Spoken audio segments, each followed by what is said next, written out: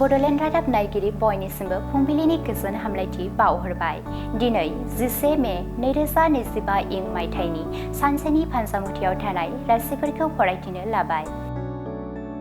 मेष राशि गावनि हास्थायनाय बायदि जिउनि लोगोरिजों लोगो मोनलायगोन।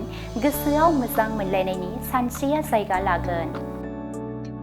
वृष राशि लोगोनि गेजेराव जेंना सोमजिनाया जोबलांगोन। खौसेथि आरो गोरोबलायनाय फैगोन।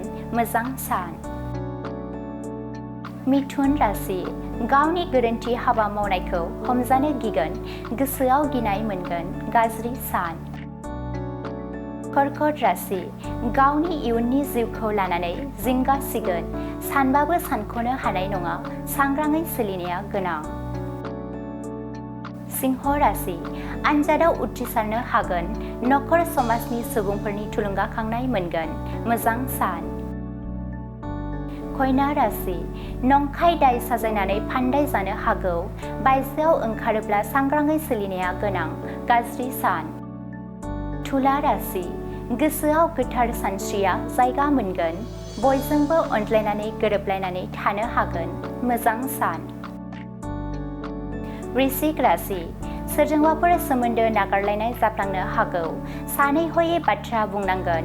सांग्राङै सोलिनाया गोनां।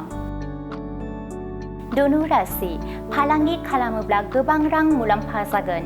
गोसोआव गोजोननाय मोनगोन। साना गाहामै बारलांगोन।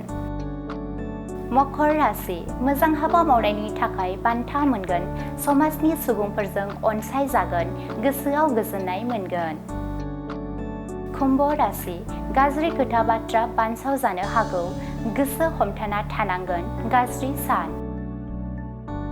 मीन राशि रां बाहायनायाव सांग्रां जानांगोन। गिदिर जेंना नुजाथिनो हागौ। सांग्राङै सोलिनाया गोनां।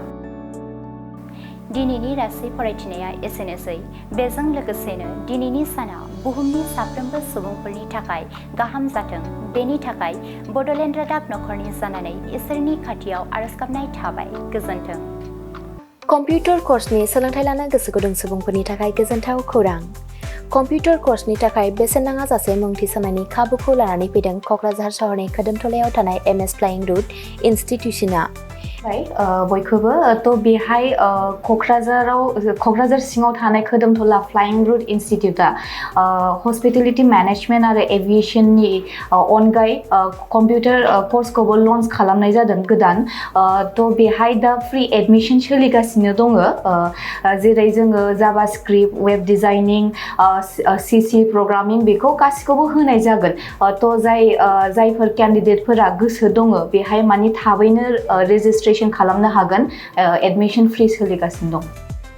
एभिएशन आरो हस्पिटेलिटी मेनेजमेन्टनि फोरोंथाय होबोबाय थानायजों लोगोसेनो देग्लायनिफ्राय लानानै फैबावदों क'क्राझारनि MS फ्लाइं रुट इनस्टिट्यूशना कम्पिउटारनि कर्स। आखा-फाखा रोंग'सार फोरोंगिरि आरो मोजां खाबु थानाय बे फसंथानाव PGDCA, DCA, CCA, JavaScript, web designing, CC programming, illustrator, stenography with typing बायदि बायदि कम्पिउटार कर्सफोरनि फोरोंथायखौ नोंथांमोननो होनो थाखाय बे समाव नेनानै दङ क'क्राझारनि खोदोमथलायाव थानाय MS फ्लाइं रुट इनस्टिट्यूशना। गोदानै जागायनो लानाय कम्पिउटार कर्सनि थाखाय बे समाव MS फ्लाइं रुट इनस्टिट्यूशनाव गिबि खेबनि थाखाय मुं थिसनगिरिफोरा बेसेन होनाङालासे मुं थिसननायनि खाबुखौ मोननो हागोन। थारैनो नोंथाङाबो कम्पिउटारनि गियान सोलोंनो गोसो दङ नामा?